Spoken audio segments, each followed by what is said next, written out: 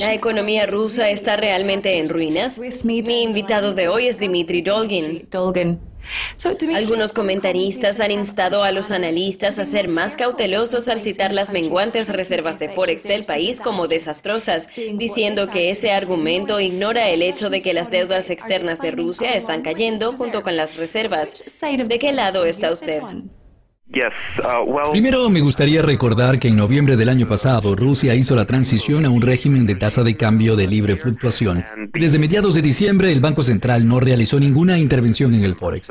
De hecho, la importancia de las reservas del Banco Central ahora es definitivamente menor que antes. El problema de la redención de la deuda externa que usted mencionó debe ser analizado junto con el superávit de la cuenta corriente, en vez de las reservas. Y de acuerdo con nuestras estimaciones, Rusia este año tendrá que rescatar 50-60 mil millones de dólares de la deuda externa corporativa. Eso debe ser cubierto por el superávit de la cuenta corriente, que se está beneficiando de la caída de las importaciones.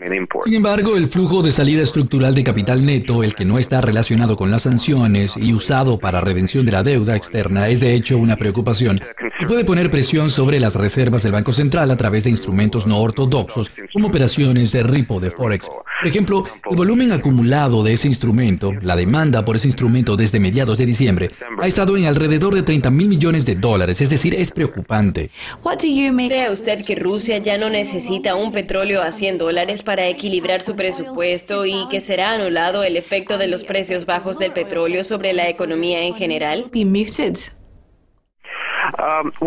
Yo diría que no hay nada que celebrar. De hecho, estimamos que en el presupuesto el precio de punto de equilibrio del petróleo debe bajar de $104 el barril, como en el año pasado, a cerca de $75 el barril este año.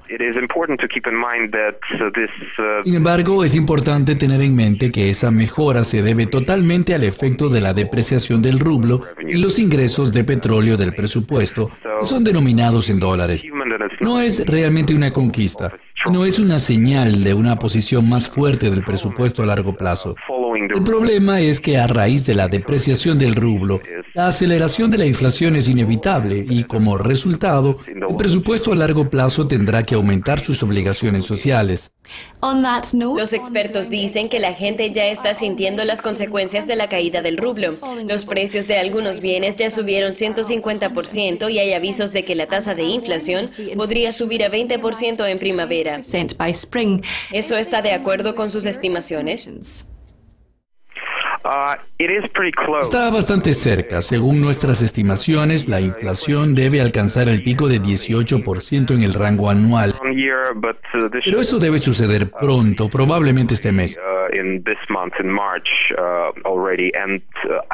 Tras eso, debe haber desaceleración, pero eso va a reflejar la caída en la demanda de forma general.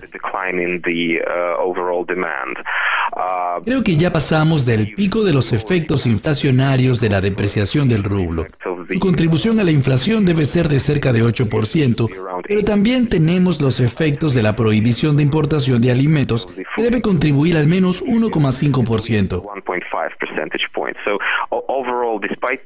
En general, a pesar de la desaceleración de la inflación, que esperamos que se intensifique durante todo el año, las expectativas inflacionarias generales y la tasa de inflación deben ser altas.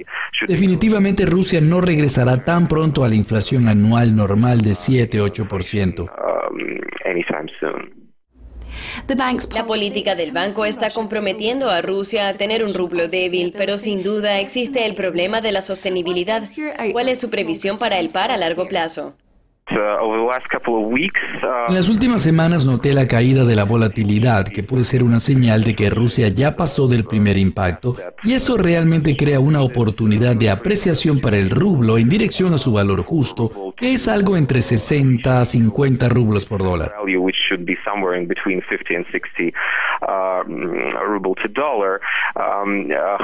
Sin embargo, hay ciertos obstáculos en el camino de la apreciación. El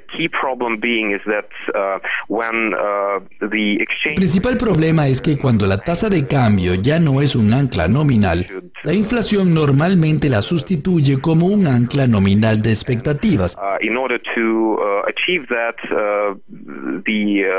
Para lograr eso, la población y otros agentes económicos deben sentir que hay compromiso para combatir la inflación por parte de las autoridades que controlan el presupuesto y la política monetaria.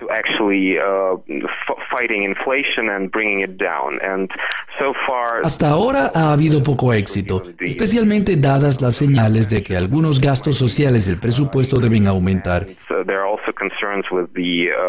Y también las preocupaciones sobre recortes prematuros en las tasas de interés por parte del Banco Central. Si vemos más recortes en las tasas principales, especialmente el 13 de marzo en la reunión de la Junta del Banco Central, que sería prematuro, y alguna confirmación de que la ejecución del presupuesto no será tan ajustada como se espera, ahí el rublo puede tener problemas en llegar a su valor justo. Dimitri, gracias por la participación.